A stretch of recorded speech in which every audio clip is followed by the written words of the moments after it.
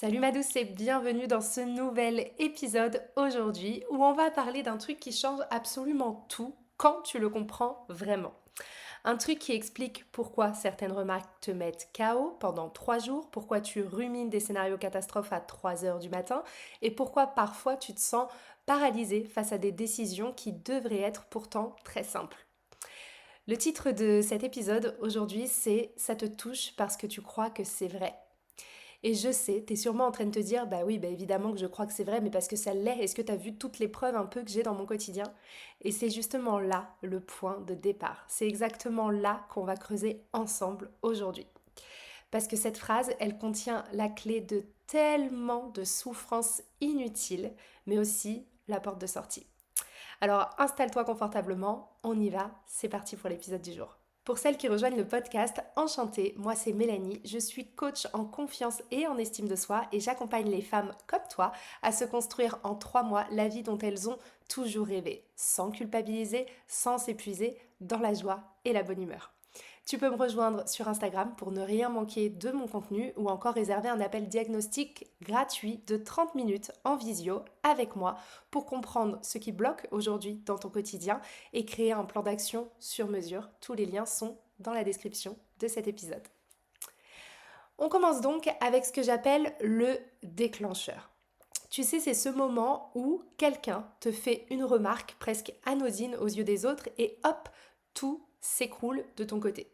Ça peut être ton boss qui te dit bah c'est pas vraiment ce que j'attendais, ça peut être un client qui annule un rendez-vous à la dernière minute, ça peut être un commentaire un peu passif-agressif d'une copine ou sur les réseaux sociaux en commentaire d'une story, ça peut être ton chéri, ton partenaire ou ta partenaire qui soupire ou qui lève les yeux quand tu parles de ton projet. C'est aussi cet inconnu qui te fait une réflexion un petit peu sur ton poids ou sur la place que tu prends. Et là, c'est pas juste une contrariété que tu vas vivre, c'est une déflagration intérieure. Il y a ton cœur qui s'accélère, ta gorge qui se serre et ces petites voix qui démarrent dans ta tête. Tu vois, je le savais, t'es pas assez bonne, t'y arriveras jamais. Qui tu crois être pour vouloir réussir dans ce domaine ou obtenir telle ou telle chose. Et cette voix, elle connaît tous tes points faibles. Elle sait exactement où frapper. Elle te rappelle cette fois où tu as échoué, il y a 3 ans. Elle te montre tous ces gens qui réussissent mieux que toi sur Instagram ou autour de toi. Elle te fait voir toutes ces personnes qui avancent, qui construisent, pendant que toi, tu stagnes ou tu as l'impression de régresser ou de ne pas avancer.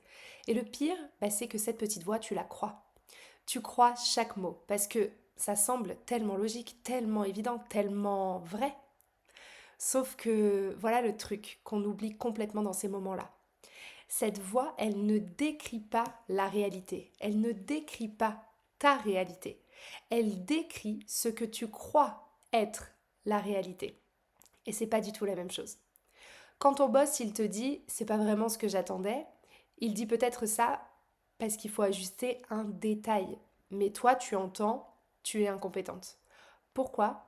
Parce que quelque part en toi, tu crois déjà que tu es incompétente. La remarque, elle ne fait que confirmer une croyance existante. Ou encore, quand un mec te ghost ou qu'un date se passe mal ou qu'une relation se termine, tu viens à te blâmer parce que tu savais bien que ça finirait par arriver. C'est comme à chaque fois, c'était trop beau pour être vrai et on s'est enfin rendu compte de qui j'étais pour de vrai. On savait comment ça allait finir. Et ainsi de suite. Alors oui, ok, là t'es sûrement en train de te dire, sympa Mel, je me reconnais bien, mais du coup, pourquoi j'ai ce genre de croyance à l'intérieur? Et bien maintenant, on va regarder comment ça marche vraiment, cette mécanique. Imagine que tu portes des lunettes invisibles que tu as mises il y a tellement longtemps que tu as oublié que tu les portais. Tu as oublié qu'elles étaient là, tu les vois même plus. Ces lunettes, elles ont une couleur particulière. Disons qu'elles sont bleues, par exemple. Donc quand tu regardes le monde avec ces lunettes bleues, et bah du coup, logique, tout te semble bleu. Le ciel, les arbres, ton matcha, les visages des gens, tout autour de toi a l'air bleu.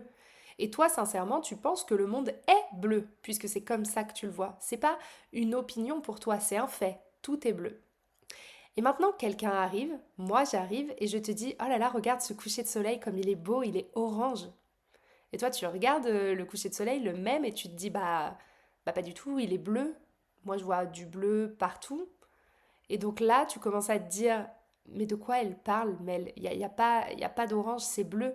Donc tu vas commencer à douter de toi, pourquoi moi je vois pas de l'orange? Tu vas te demander ce qui cloche chez toi, pourquoi les autres arrivent à voir le beau coucher de soleil orange et toi tu le vois bleu. C'est quoi mon problème? Qu'est-ce que j'ai merdé? Pourquoi moi j'arrive pas à voir comme les autres? Et c'est exactement ça, ce point-là, qui se passe avec tes croyances limitantes. Si tu crois profondément que tu n'es pas légitime, alors chaque situation va être filtrée par cette croyance. Un succès, c'était de la chance. Un compliment, la personne elle essaye juste d'être polie avec moi. Une opportunité, tu vas la saboter avant même qu'elle se matérialise parce qu'inconsciemment, tu sais que tu ne la mérites pas. Et le truc vraiment vicieux, c'est que ton cerveau, c'est une machine à confirmer ses propres croyances. Il va pas vouloir te donner tort, non, non, non. Il va au contraire valider tout ce que tu crois. C'est ce qu'on appelle le biais de confirmation. Donc une fois que tu crois quelque chose, ton cerveau, il devient un détective obsessionnel qui cherche uniquement les preuves qui confirment cette croyance, les preuves que tu as raison. Tu crois que tu procrastines tout le temps, ton cerveau il va se focaliser sur les 3 fois où tu as reporté un truc cette semaine et il va complètement ignorer les 15 autres choses que tu as accomplies pour de vrai. Parce que ces 15 tâches-là, elles ne confirment pas la croyance que tu procrastines. Donc, elles deviennent invisibles. C'est pour ça que tu peux avoir 10 retours positifs et un négatif dans la même semaine. Et bah devine lequel tu vas ressasser pendant des jours et des jours et des jours entiers. Bah c'est le négatif. Pourquoi? Parce qu'il confirme ce que tu crois déjà toi-même à l'intérieur de toi. Donc maintenant, bah parlons concret, parlons de ton quotidien. Tu te réveilles et avant même d'ouvrir les yeux, tu as déjà cette sensation dans ton ventre, cette petite boule d'anxiété où tu penses à tout ce que tu as à faire aujourd'hui. Et déjà, tu sens que tu es en retard, tu es dépassé, t'es pas à la hauteur. Tu checkes ton téléphone, aucun nouveau message. Du coup, il y a la petite voix qui arrive, direct, elle fait son entrée. Bah tu vois, il y a personne qui pense à toi. T'es seul. Pendant que tous les autres y construisent, qu'ils avancent, bah toi, tu vis la même journée, les mêmes déceptions. Encore et en même temps, comment ça pourrait être autrement? Regarde-toi. Et là, c'est parti pour la valse des reproches à soi-même. Tu te mets au travail, mais impossible de te concentrer vraiment. Tu passes d'une tâche à l'autre sans vraiment finir, sans aller au bout des choses. Tu ouvres les réseaux sociaux, juste 5 minutes, et tu vois cette copine du collège qui a passé un week-end de rêve, en tout cas en apparence, avec son mec et ses amis proches, en Provence, et toi. Et toi, tu te demandes, ça fait combien de temps que moi je galère? Est-ce que j'ai pris les bonnes décisions? Est-ce qu'à ce moment-là, j'aurais pas dû dire non? Est-ce qu'à ce moment-là, j'aurais pas dû dire oui? Est-ce que ceci, est-ce que cela? Tu te remets, toi, toute ta vie, tous tes choix en question pour comprendre qu'est-ce qui a merdé, qu'est-ce qui a fait que j'en suis là aujourd'hui. T'essaies de faire des rencontres, mais le feeling n'est jamais réciproque, ou alors j'ai pas le truc, ou alors la personne qui m'intéresse, elle ne s'intéresse pas à moi. Tu te compares, tu te dis que tu n'as rien d'original à dire, que tu n'es pas intéressante, que tout a déjà été dit et mieux que toi, et du coup t'abandonnes. Tu scrolles encore, tu te compares, et puis du coup tu te sens coupable. Coupable de procrastiner, coupable de ne pas être plus productif, de ne pas être plus actif, de ne pas faire ce qu'il faut, coupable d'avoir des doutes alors que d'autres y croient à fond et ils avancent parce qu'ils font, parce qu'ils passent à l'action. Peut-être que je vais jamais réussir, peut-être que je suis pas assez pour réussir, peut-être que je n'ai pas ce qu'il faut. Et ça, c'est des phrases que tu te répètes en boucle et en boucle et en boucle. Et donc le soir, quand tu fais le bilan de ta journée, bah, c'est la déprime. Et je comprends complètement. Moi aussi, si je pensais comme ça, à longueur de journée, j'aurais pas trop envie de vivre la journée de demain. Donc, t'as pas avancé comme tu voulais, et demain, tu te mets la pression parce qu'il faudra rattraper ce temps que t'as perdu. Donc demain, tu te dis que tu vas être plus discipliné, demain, tu te dis que tu vas arrêter de douter, que tu vas enfin commencer à vivre, et puis demain, c'est aujourd'hui, et c'est encore la même chose. Et au fond, la vraie douleur, c'est pas juste le manque de résultats ou de changement ou de transformation dans ton quotidien. C'est ce sentiment d'être prisonnière de toi-même, d'avoir l'impression que tu sabotes ta propre réussite, que tu es ta pire ennemie et que si seulement tu pouvais te débarrasser de ces doutes, de ces peurs, de cette procrastination, de ton anxiété, alors tout serait différent. Et la vérité, c'est que oui, tout serait différent, mais pas de la façon dont tu le penses. Parce que voilà ce que je veux que tu comprennes vraiment, mais vraiment, vraiment, vraiment profondément. Ces pensées qui te paralysent, ces émotions qui te submergent, ces schémas qui se répètent, ils ne te touchent pas parce qu'ils sont vrais. ils te touchent parce que tu crois qu'ils sont vrais. Et c'est une différence monumentale. Parce que si c'était vraiment vrai, que tu es incompétente, pas légitime, incapable de réussir, pas aimable, alors oui, ce serait foutu. Là, je te dis pas le contraire. Tu ne pourrais rien y faire. Mais si c'est juste une croyance, juste une histoire que tu te racontes, une paire de lunettes que tu portes, alors tu peux la changer, cette paire de lunettes. Il suffit de les enlever et d'en mettre une autre d'une autre couleur. Pense à un truc que tu croyais dur comme fer, par exemple, quand tu avais 8 ou 9 ans. Peut-être que tu croyais que si tu mangeais des épinards, tu allais avoir les muscles instantanément comme Popeye, ou que si tu mangeais un pépin de pastèque, par exemple, bah, du coup, il y avait une pastèque qui allait pousser, grandir dans ton ventre. Moi, ça, j'y ai cru pendant un petit moment. T'y croyais vraiment, et t'y croyais parce que on te l'a dit à l'époque. Mais maintenant, si quelqu'un te dit attention, là, en mangeant ta part de pastèque, n'avale pas le noyau parce qu'il y a une pastèque qui va grossir dans ton ventre, qu'est-ce que tu vas dire? Tu vas en rigoler, tu vas dire mais attends, mais je suis pas née de la dernière pluie quand même, je sais bien que c'est pas comme ça que pousse une pastèque. Et puis, ça va pas te toucher. C'est pas parce que la phrase, elle a changé. La phrase, c'est la même, mais c'est parce que toi, tu as changé. Tu ne crois plus à cette histoire. Et donc, elle n'est plus vraie, ce n'est plus la réalité. Bah, c'est exactement pareil avec tes croyances limitantes. Elles semblent vraies, elles semblent solides, indiscutables, mais elles ne sont que des histoires. Des histoires puissantes, des histoires conditionnées, des histoires que tu as renforcées pendant des années, certes, mais des histoires quand même. Et du coup, bah, qu'est-ce qu'on fait avec ça? Et bien d'abord, on arrête de lutter avec ou contre les pensées. Quand la voix te dit tu n'es pas assez, tu n'es pas aimable, tu ne mérites pas mieux, tu ne mérites pas plus, tu ne vas pas essayer de la faire taire ou de la combattre. Parce que ça, c'est encore croire qu'elle a du pouvoir et qu'elle dit quelque chose d'important. Au lieu de ça, tu la remarques, tu vas la regarder et tu vas lui dire tiens, voilà la pensée, je ne suis pas assez. Exactement comme tu remarquerais, oh bah tiens, il y a un nuage en forme de chien là. C'est juste une formation mentale qui passe. Et ensuite, tu te poses la vraie question. Est-ce que je veux croire à cette histoire? Est-ce que cette croyance, elle me sert? Est-ce que cette croyance, elle sert la future version de moi? Est-ce que la version apaisée, épanouie, heureuse, qui construit des relations sincères, authentiques, honnêtes, elle pense qu'elle n'est pas assez? Parce que voilà le truc. Tu as le choix. Tu as toujours le choix. Pas le choix d'avoir ou pas la pensée, parce qu'elle va venir quoi qu'il arrive, mais tu as le choix de la croire ou pas. Et ça, c'est pas de la positivité toxique ou du positivisme à deux balles. Hein. C'est pas remplacer je suis nulle par je suis la meilleure du monde en se regardant dans le miroir. C'est juste arrêter de prendre tes pensées pour des vérités absolues. J'avais déjà fait une vidéo à ce sujet. Tu n'es pas obligé de croire tout ce que tu crois à propos de toi. Tu peux avoir la pensée je ne vais pas y arriver et continuer à avancer. La pensée, elle peut être là, dans le décor, et toi, tu fais ce que tu as à faire quand même. Parce que tu as compris que cette pensée, c'est juste un bruit de fond et c'est pas une vérité sur qui tu es ou ce dont tu es capable. Et avec le temps, bah du coup, il y a quelque chose de magique qui se produit, c'est que plus tu agis sans croire à tes histoires limitantes, à tes croyances limitantes, bah plus elles perdent de leur pouvoir. Comme les lunettes bleues qui deviennent de plus en plus transparentes et qui te permettent de voir chaque nuance. Alors qu'est-ce qu'on fait avec tout ça concrètement dans ta vie amoureuse si on doit parler d'un domaine qui fâche et qui dérange ou en tout cas qui te fait revenir le plus souvent lorsqu'on est en appel ou en coaching? Parce que c'est là que ça devient vraiment intéressant. C'est dans l'amour que les croyances, elles se révèlent avec le plus de violence. C'est dans l'intimité que tu te retrouves face à tes histoires les plus profondes, celles que tu te racontes depuis toujours et encore plus que toujours même. D'abord, on arrête de lutter contre les pensées. C'est aussi ce que j'appelle la reconnaissance des patterns.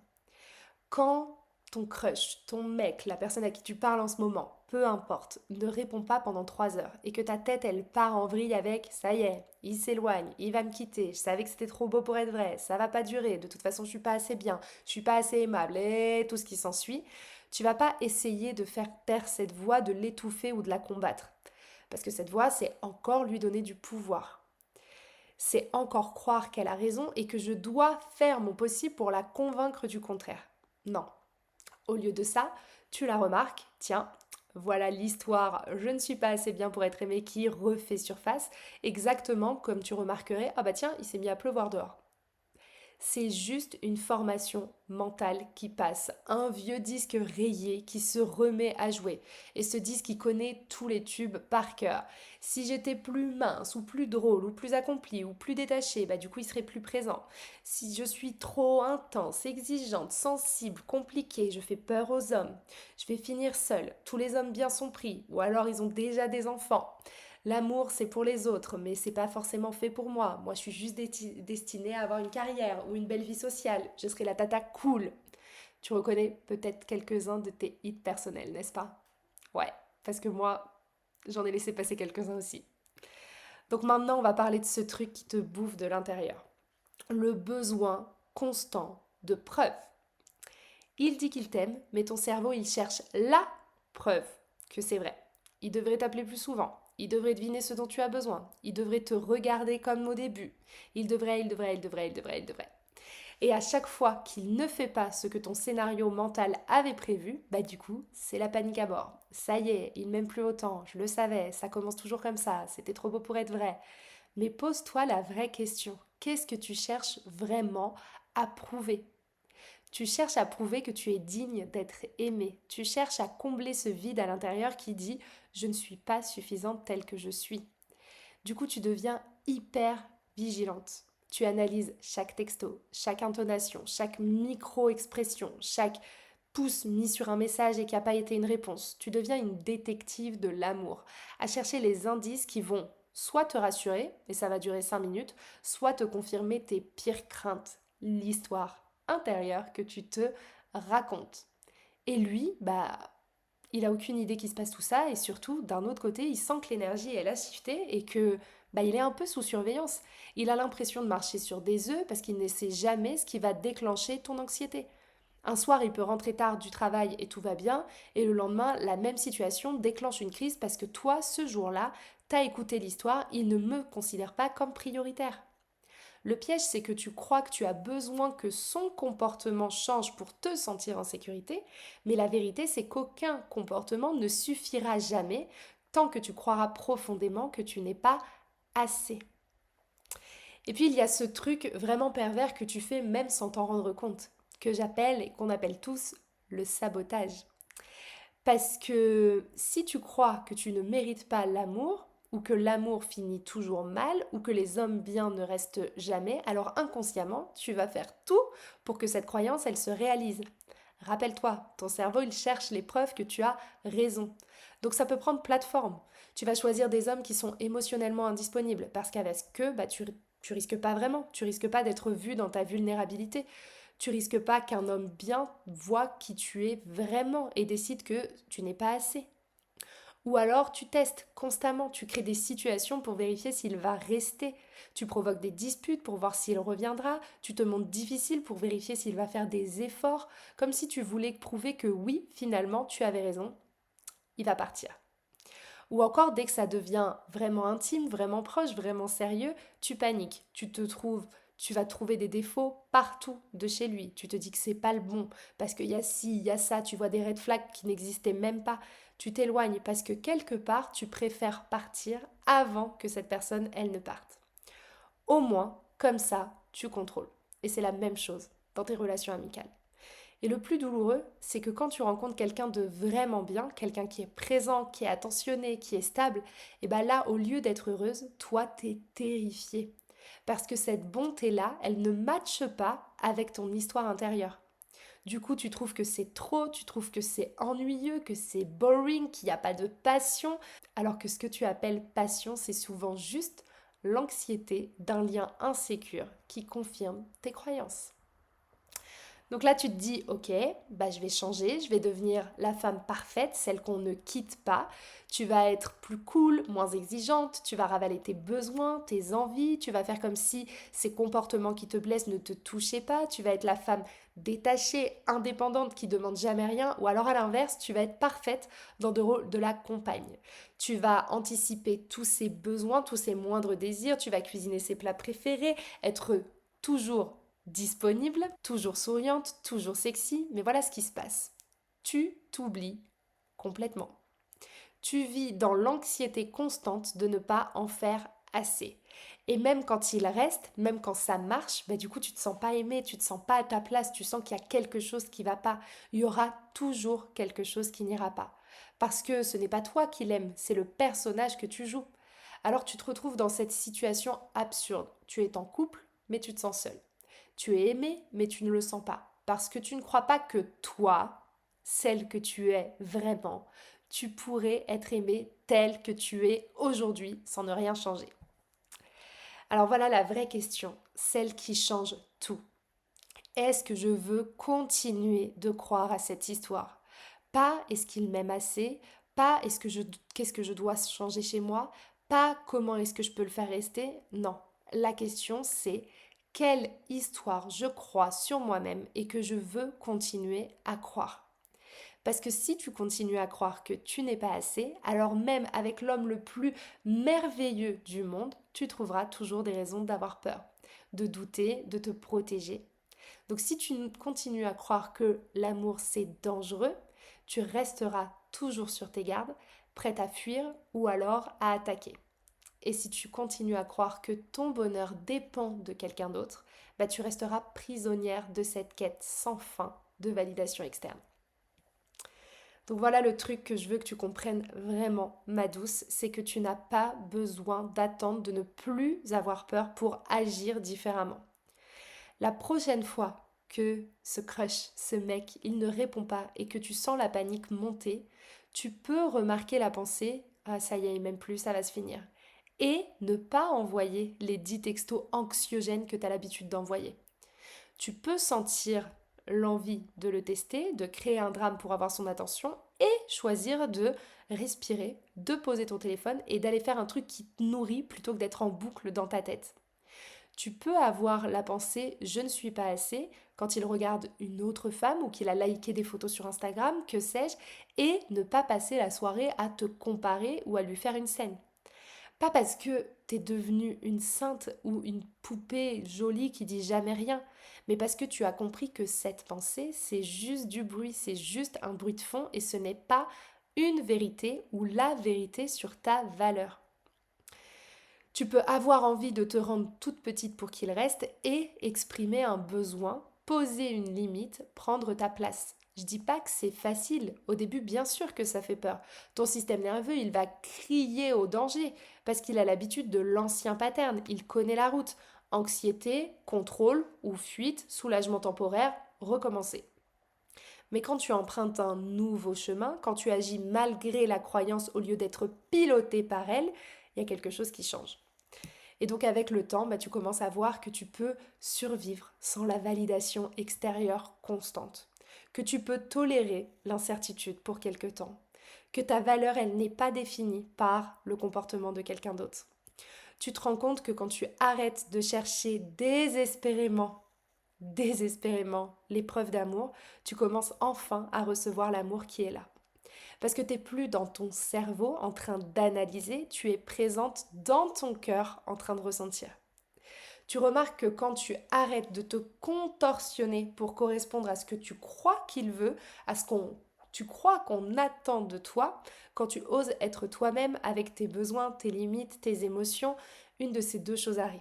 Soit il se rapproche parce qu'il se sent enfin face à une vraie femme et pas un caméléon anxieux, et il peut enfin te rencontrer vraiment, soit il s'éloigne. Et tu sais quoi? C'est parfait aussi, parce que ça veut dire qu'il n'était pas la bonne personne pour toi. Et tu préfères être seule et authentique que en couple en train de jouer un rôle.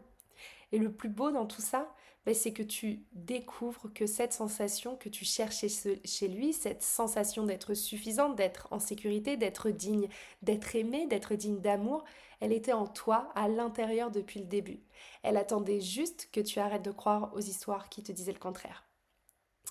Alors voilà où on en est. La prochaine fois que quelque chose te touche profondément, que tu te sens démoli par une remarque ou paralysé par le doute, souviens-toi de cette phrase.